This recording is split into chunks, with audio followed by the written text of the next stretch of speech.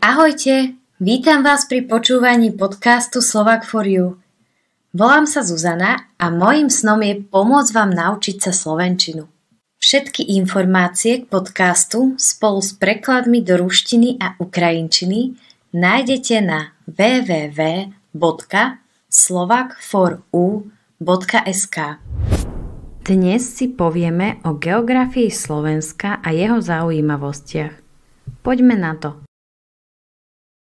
V tejto časti, ktorá je viac zameraná na počúvanie, si povieme pár informácií o geografii Slovenska a takisto vám prezradím pár zaujímavostí. Napríklad, vedeli ste, že aj hollywoodske hviezdy ako Angelina Jolie, Paul Newman či John Malkovich majú predkov zo Slovenska? Slovensko, dlhý tvar Slovenská republika, je vnútrozemský štát, to znamená, že nemá prístup k moru či k oceánu. Najbližšie more je Jadranské more, vzdialené asi 600 kilometrov. Nachádza sa v strednej Európe a zvykne sa o ňom hovoriť ako o srdci Európy.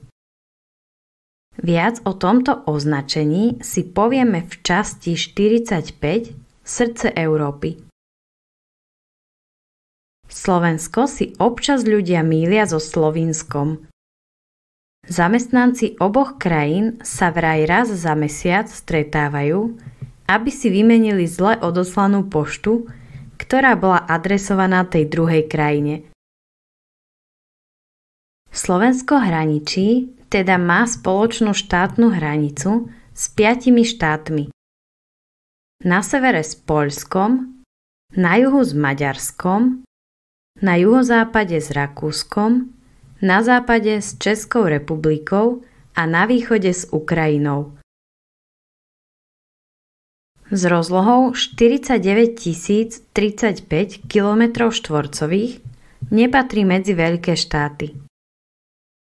Celková rozloha Európy je asi 10 miliónov kilometrov štvorcových a Slovensko je medzi 51 štátmi nachádzajúcimi sa v Európe 28. najväčšie. Vzdialenosť medzi najzápadnejším a najvýchodnejším bodom Slovenska je vzdušnou čiarou 429 kilometrov. Povrch Slovenska je prevažne hornatý.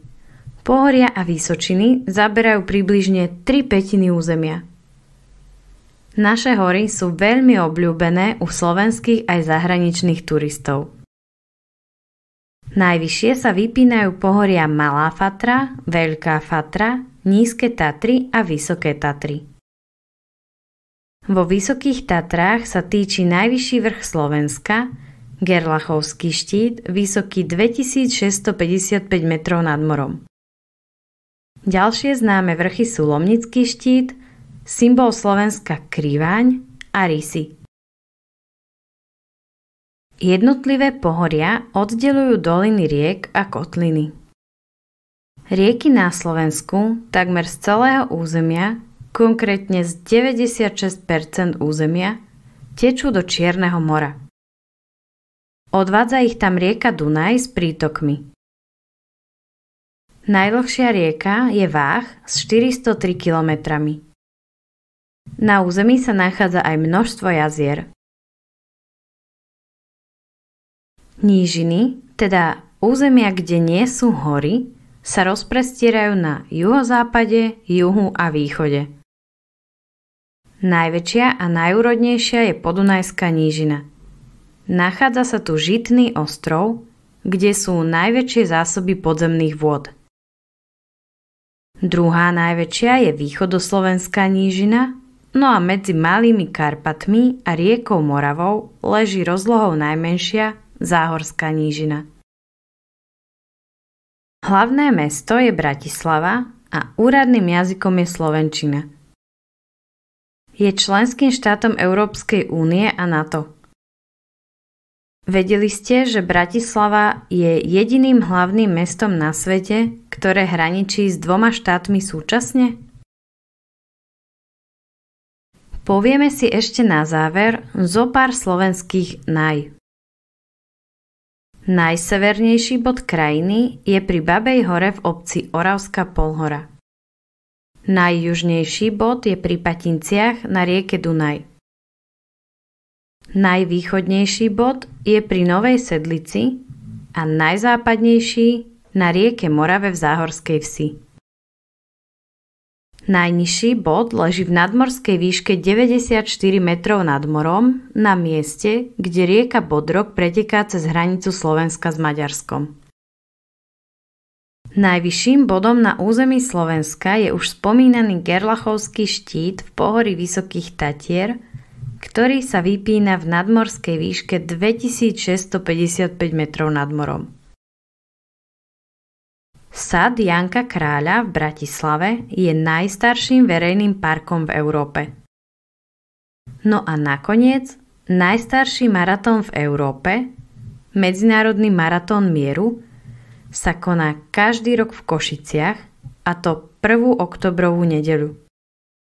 Tento maratón je tiež druhým najstarším maratónom na celom svete. Aké naj má krajina, z ktorej pochádzate? Môžete mi napísať na e-mail slovak4u@gmail.com.